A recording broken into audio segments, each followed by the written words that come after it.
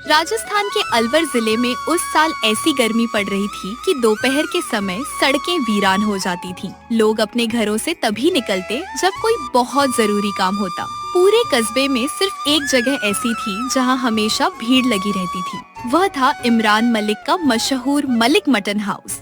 लोग कहते थे कि वहाँ का खाना अच्छा है, लेकिन सच ये था कि आधे से ज्यादा ग्राहक सिर्फ ठंडी एसी की हवा के लिए आते थे। जैसे ही कोई अंदर बैठता, बाहर की झुलसाती गर्मी भूल जाता। लेकिन उस ढाबे की असली पहचान ऐसी नहीं, बल्कि एक साधारण रसोइया था। उसका नाम था रघुवीर। रघुवीर पढ़ा लिखा नहीं था, लेकिन उसके हाथों में ऐसा स्वाद था कि एक बार उसका बनाया मटन खाने वाला इंसान दोबारा जरूर लौट कर आता था।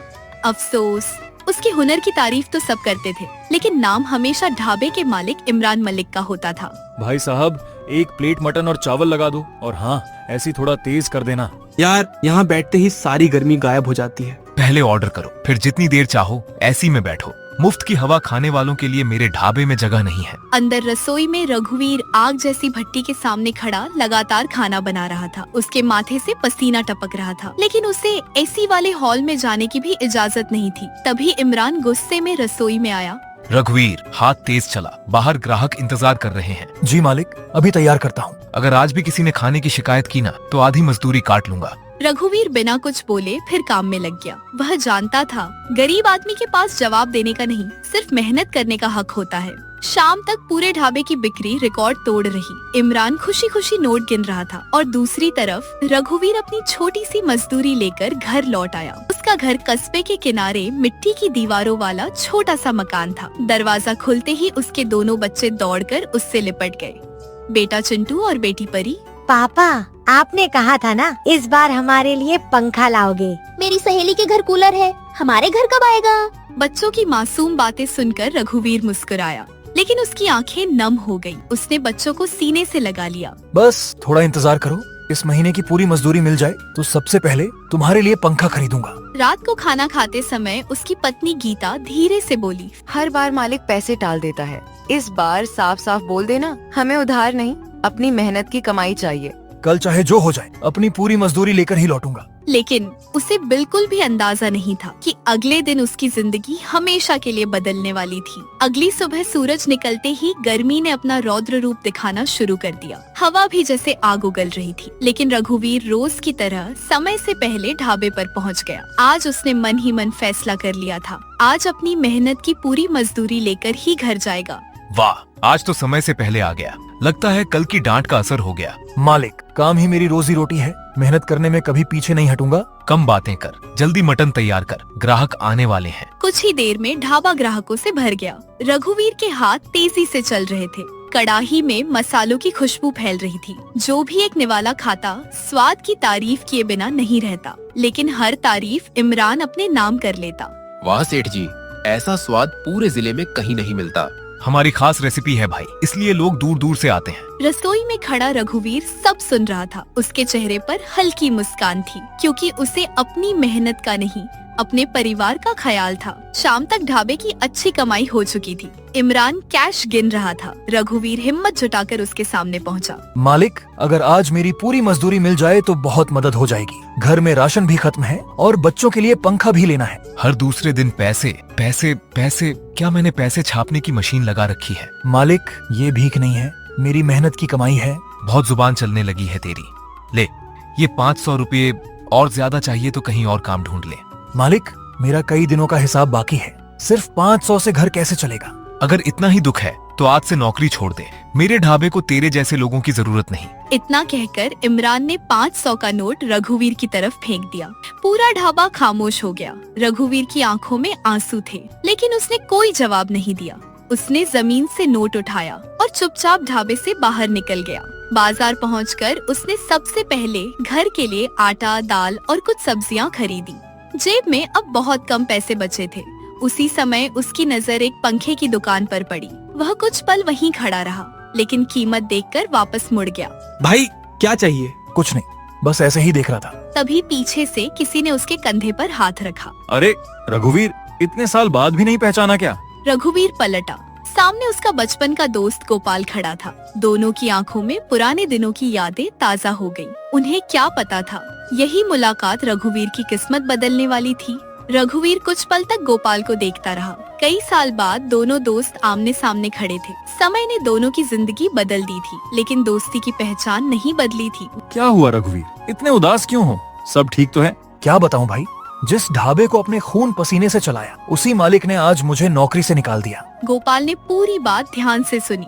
उसके चेहरे पर दुख साफ दिखाई दे रहा था। भाई, मेहनती इंसान कभी हारता नहीं। भगवान देर करता है, लेकिन न्याय जरूर करता है।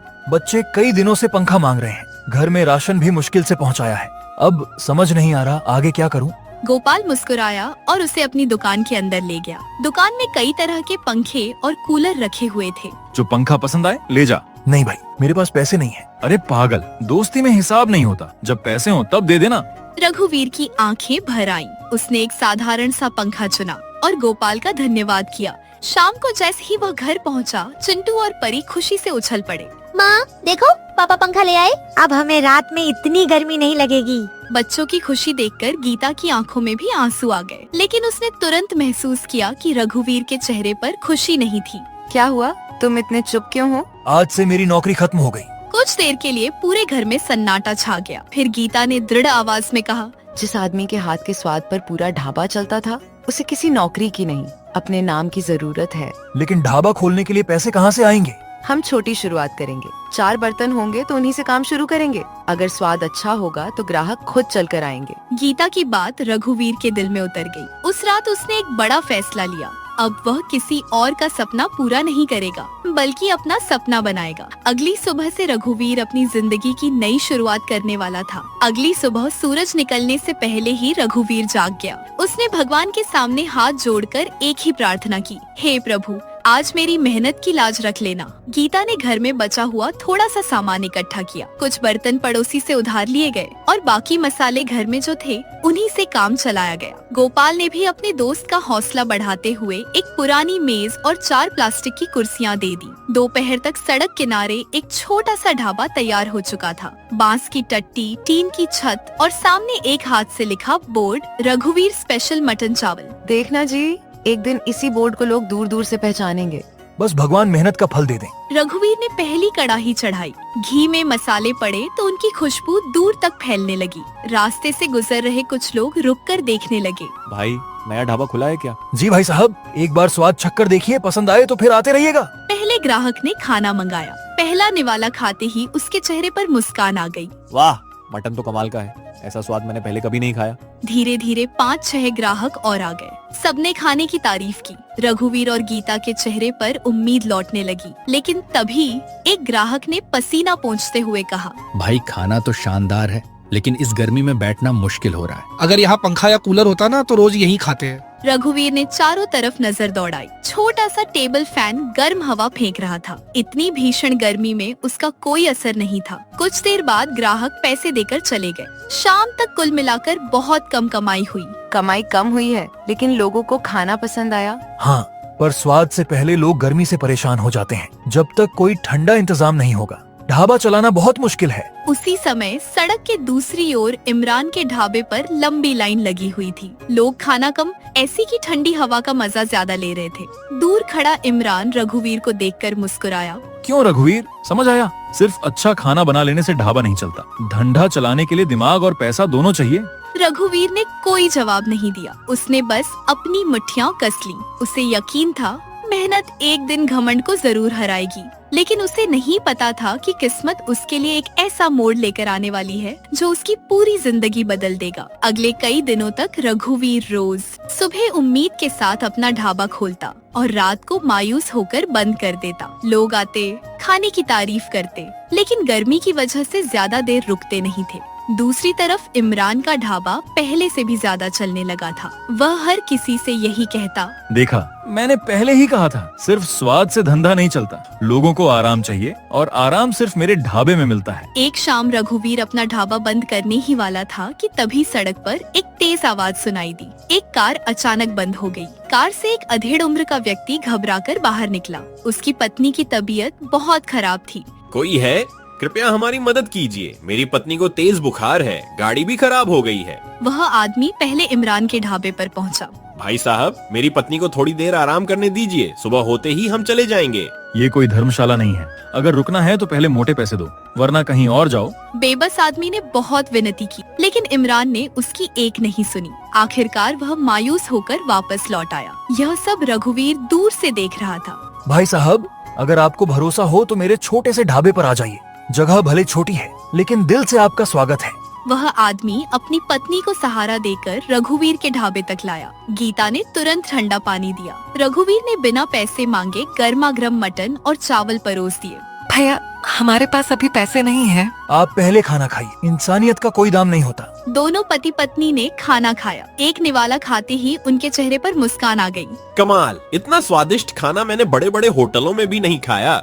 खाना खाने के बाद वह आदमी रघुवीर से बोला, तुम्हारा नाम क्या है? जी, रघुवीर। रघुवीर, तुमने आज बिना किसी लालच के हमारी मदद की है। मैं तुम्हारा यह एहसान कभी नहीं भूलूंगा। रघुवीर मुस्कुराया। उसे नहीं पता था जिस इंसान की उसने मदद की है वह कोई साधारण आदमी नहीं, बल्कि देश के बड़े उद्योगपतियों में से एक था। और अगली सुबह उसकी किस्मत हमेशा के लिए बदलने वाली थी। अगली सुबह रघुवीर हमेशा की तरह अपना छोटा सा ढाबा खोलने की तैयारी कर रहा था। उसे बिल्कुल अंदाजा नहीं था कि आज उसकी जिंदगी बदलने वाली है। तभी दूर से 3 चमचमाती गाड़ियाँ उसके ढाबे के सामने आकर रुकी। पूरा बाजार हैरानी से उन्हें देखने लगा। अरे, इतनी बड़ी बड़ी गाड़ियाँ यहाँ कैसे आ गईं? लगता है कोई बड़ा आदमी आया है। पहली गाड़ी से वही व्यक्ति उतरा जिसकी रघुवीर ने पिछली रात मदद की थी। इस बार उसके साथ कई लोग भी थे। रघुवीर भाई, आपने मुझे पहचाना? जी साहब, आइए। आपकी पत्नी अब कैसी है? अब बिल्कुल ठीक है, और इसका श्रेय तुम्हें जाता है। रघुवीर कुछ समझ नहीं पा रहा था। तभी उस व्यक्ति ने सबके सामने अपनी पहचान बताई। मेरा नाम अरविंद मेहता है। मैं कई शहरों में होटल और रेस्टोरेंट का कारोबार करता हूँ। यह सुनते ही आसपास खड़े लोग हैरान रह गए। इमरान भी अपने ढाबे से बाहर निकल आया। कल रात मैंने 2 लोगों को देखा, एक जिसने पैसों के लिए इंसानियत छोड़ दी और दूसरा जिसने बिना कुछ मांगे मदद की। रघुवीर, तुम्हारे हाथों में स्वाद है, दिल में इंसानियत है, बस तुम्हारे पास साधन नहीं है। अरविंद ने अपने कर्मचारियों को इशारा किया। कुछ ही देर में नए टेबल, कुर्सियाँ, बड़ा काउंटर और 2 नए एसी ढाबे में लगाए जाने लगे। पूरा बाजार यह नजारा देखकर दंग रह गया। साहब, यह सब मेरे लिए नहीं, यह तुम्हारी मेहनत का सम्मान है। सिर्फ 2 दिनों में छोटा सा ढाबा एक शानदार रेस्टोरेंट में बदल गया। बाहर नया बोर्ड लगाया गया, रघुवीर मटन कॉर्नर, स्वाद जो दिल जीत ले। उद्घाटन के दिन इतनी भीड़ उमड़ी कि लोगों को लाइन लगानी पड़ी। अब लोग सिर्फ एसी के लिए नहीं, रघुवीर के हाथों के स्वाद के लिए आने लगे। पहले हम एसी के लिए इमरान के यहाँ जाते थे, अब स्वाद के लिए रघुवीर के यहाँ आएंगे। धीरे धीरे इमरान का ढाबा खाली रहने लगा। जिस घमंड पर उसे सबसे ज्यादा भरोसा था, वही उसका सबसे बड़ा दुश्मन बन गया। एक दिन इमरान खुद रघुवीर के पास पहुंचा। रघुवीर, मुझसे गलती हो गई। अगर हो सके तो मुझे माफ कर देना। गलती हर इंसान से होती है, लेकिन मेहनत करने वाले का सम्मान कभी मत छीनना। यही सबसे बड़ी सीख है। इमरान सिर झुकाकर वहाँ से चला गया। उस दिन पूरे कस्बे ने समझ लिया कि धंधा पैसे से चल सकता है, लेकिन नाम हमेशा मेहनत, ईमानदारी और इंसानियत से बनता है।